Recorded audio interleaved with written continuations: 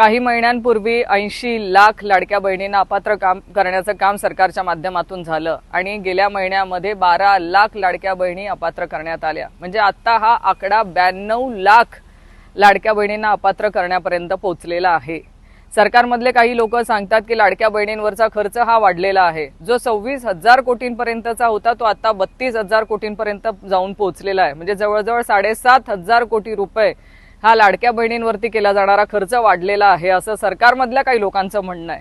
माझं देवाभाऊ आणि शिंदे भाऊंना एकच विचारणं आहे की तुम्हाला आता लाडक्या बहिणींवरचा खर्च दिसायला लागलाय का? तुम्हाला आता लाडक्या बहिणी जड वाटायला लागल्यात का? जिथे तुम्ही लाडक्या बहिणींचे सगळे लाड पुरवतात, त्यांच्या सगळ्या हट्ट पुरवतात, तिथे महाराष्ट्रातल्या माझ्या लाडक्या बहिणींवरचा खर्च काढण्या इतपत किंवा आता त्यांच्यावरती होणारा खर्च हा तुम्हाला जड वाटायला लागलाय का? आज लाडक्या बहिणींच्या पाठीशी खंबीरपणे उभे राहणारे लाडके दादा नाहीत, पण माझी सुनेत्रा वहिनींना विनंती आहे की महाराष्ट्रातल्या लाडक्या बहिणींच्या पाठीशी खंबीरपणे उभं राहण्याचं काम तुम्ही तरी करावं।